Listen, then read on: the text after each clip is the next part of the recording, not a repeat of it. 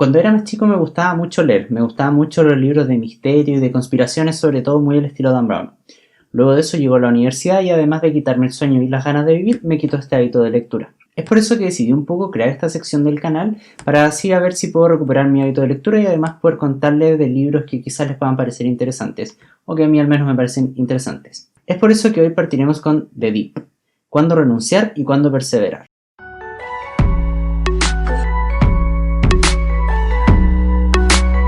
Bienvenidos nuevamente al canal, soy Dedalus y como les mencionaba al comienzo hoy estaremos haciendo una reseña de The Deep, cuyo autor es Seth Godin, el cual según su biografía de Wikipedia es un graduado en informática, filosofía, además de tener un máster en administración de empresas de marketing y es considerado uno de los teóricos del marketing más importantes del siglo XXI. Es decir, el autor sabe de lo que está hablando. Como el autor es seco en el área de marketing, este libro está enfocado en el marketing, por así decirlo, o en la visión de marketing, pero tiene enseñanzas que se pueden aplicar tanto a la vida normal de uno, a los proyectos de vida personal y no necesariamente a negocios o emprendimientos. Esta reseña la voy a estructurar en dos partes principalmente, una que es una parte objetiva donde explico directamente qué es lo que enseña el libro y que tal vez no coincide con las cosas que yo pienso, pero por eso es una parte objetiva, y la segunda parte que es más subjetiva donde yo doy mi opinión personal sobre qué me pareció y qué opino, si estoy a favor o en contra de las cosas que el libro enseña.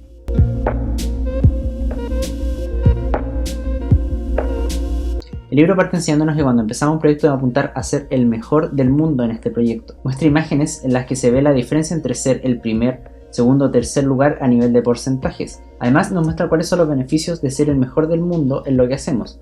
Por ejemplo, pudiendo cobrar más caro lo que uno hace, ofreciendo servicios premium que la gente va a estar dispuesta a contratar o comprar. Y además el poder ser recomendado por los demás. Por ejemplo, teniendo el mejor café de una ciudad, a la gente que vaya a visitar le van a recomendar tu café si es que esa persona está interesada en buscar uno. Es importante señalar que el autor hace una aclaración de qué significa ser el mejor del mundo. Yo también cuando lo empecé a leer dije, es imposible prácticamente ser el mejor del mundo en una cosa, porque hay otros millones y millones de personas intentándolo. Pero él hace una aclaración bien importante, que es básicamente ser el mejor es algo subjetivo que depende de las personas que buscan tus servicios. Y el mundo es algo que uno define, por ejemplo, algo tan simple como una ciudad.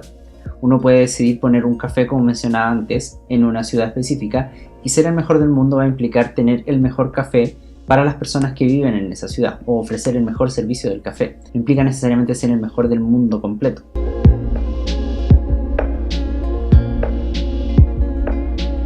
Luego el autor explica que existen dos curvas que reflejan el comportamiento de la mayoría de los proyectos que nosotros realizamos en nuestras vidas. Sí, hay más, pero se pueden resumir casi todo en estas dos curvas. Una es el dip y la otra son los dead end. El dip es una curva que vamos a encontrar en cualquier proyecto, prácticamente cualquier cosa que queramos hacer. Es la que aparece en esta imagen. Es bien simple de entender, por ejemplo, decidimos aprender a programar. Partimos por lo básico, un if, else, después algunos loops, cosas que son entendibles relativamente fácil. Después ya la cosa se va complicando, llega un momento en el que se empieza a volver mucho más denso y ya no te dan ganas de todos los días abrir tu computador y ponerte a estudiar porque se vuelve complicado. Empieza a doler, por así decirlo. No necesariamente físicamente, pero duele. Otro ejemplo sería, por ejemplo, cuando empiezas un negocio. Al principio los clientes quizás llegan fácil, puedes tener unas buenas ventas al comienzo, pero después la cosa se va complicando, te das cuenta que falta mano de obra, de que los clientes se te pueden empezar a ir y ya no todo es alegría y números buenos. Es en este momento, cuando la cosa empieza a complicarse, que es cuando llegamos al dip. Y ahí, cómo salir de eso es algo que voy a explicar un poco más adelante. Además, los dips son usados contra nosotros frecuentemente. Por ejemplo, el autor menciona que en la Universidad de Estados Unidos, no sé cómo será acá, un ramo que tienen los estudiantes de primer año de medicina es química orgánica, que es el ramo más complicado al parecer, que le está jodiendo constantemente y puede hacer que la gente se baje de estudiar medicina solo por ese ramo.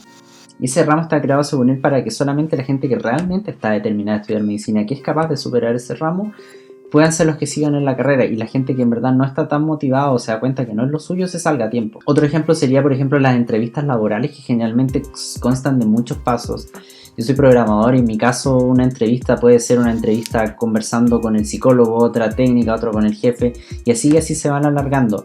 Y eso explica que principalmente se hace para que las personas que no están tan motivadas por el trabajo que están postulando se salgan simplemente y los que de verdad están apasionados y quieren quedar en ese trabajo sean los que van a superar todas las pruebas y probablemente quedar. La segunda curva es la que encontramos en los proyectos que simplemente no llevan a nada. Por ejemplo, un trabajo, una pega en la que por más proactivo que te estés esforzando y haciendo cosas, la situación no cambia, sigue siendo una pega de mierda. Estas curvas pueden ser fáciles de detectar, uno se puede dar cuenta que en verdad lo que estás haciendo no te lleva a nada, pero lo que son difíciles es afrontarlas. En el fondo decir, sabéis que esto ya no sirve, voy a renunciar, voy a buscar otra cosa, simplemente porque a veces nos da miedo la incertidumbre de qué va a pasar si renunciamos, si dejamos de hacer esto, todo lo que el tiempo que llevamos haciéndolo, simplemente porque somos más cómodos y preferimos seguir haciendo lo que estamos acostumbrados. La comodidad de la costumbre al final.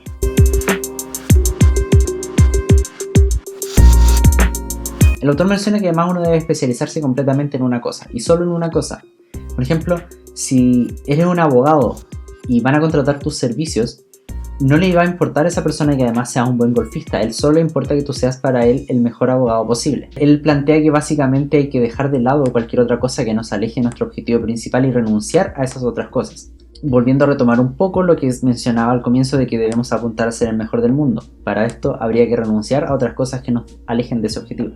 Además de lo anterior, el autor menciona que uno con el tiempo debería aprender a darse cuenta cuáles son las cosas o los proyectos que, aunque le llamen la atención al comienzo, uno no va a ser capaz de superar el dip que se va a presentar una vez que esté avanzado el proyecto, ya sea por falta de dinero, por falta de interés o por falta de talento. Es un poco duro, pero así lo plantea él. Porque al final lo único que vamos a conseguir va a ser gastar tiempo y recursos en algo que vamos a terminar renunciando. Entonces para él es mejor simplemente renunciar antes de empezar. En palabras del libro, una persona valiente va a atreverse y superar el dip y llegar a ser el mejor del mundo. Una persona madura va a darse cuenta que no es capaz o de que no le interesa completamente y va a salirse antes de llegar al dip. Y una persona tonta va a intentarlo, va a gastar un montón de recursos, va a llegar al dip y se va a salir.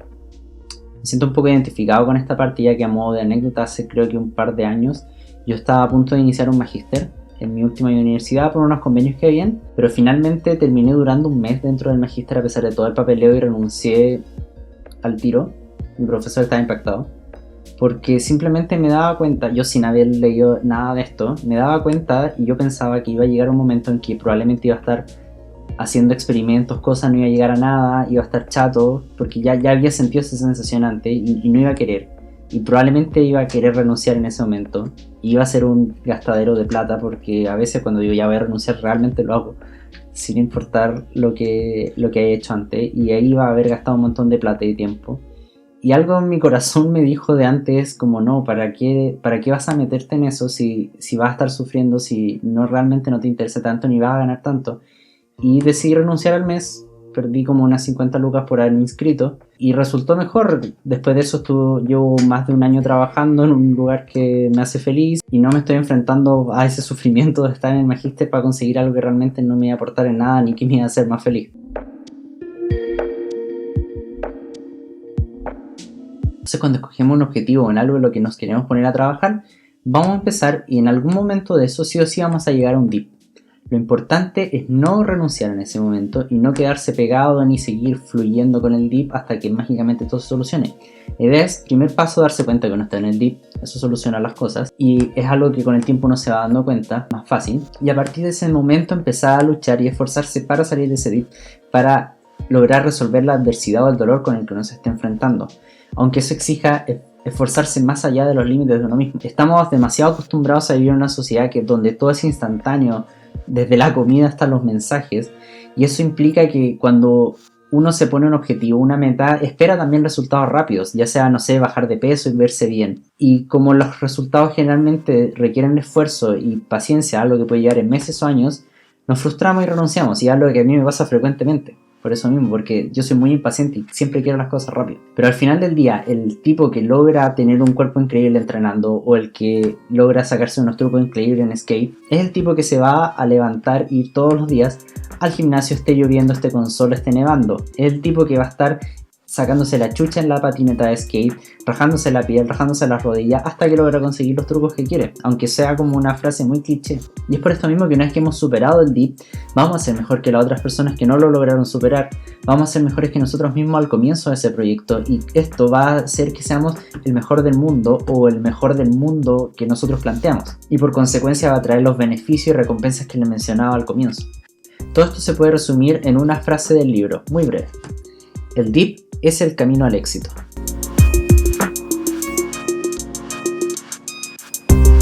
En conclusión, resumen de lo que enseña el libro, podemos separarlo en las cosas que nos enseña a renunciar, que vendrían siendo los proyectos dead end, que no nos llevan a nada, los proyectos que nos alejan de nuestro objetivo principal y los proyectos que sabemos que una vez que lleguemos al DIP no vamos a ser capaces de superar, o sea, por distintos motivos, o sea, cual sea. Por otro lado, nos enseña cuando lleguemos a un proyecto, sí o sí, en algún momento vamos a llegar al DIP. Lo importante es estar ahí con paciencia y dedicación para poder superar ya que una vez que lo hayamos hecho, vamos a ser mejor que nuestros competidores y nuestras habilidades también van a ser mejores que lo que eran antes.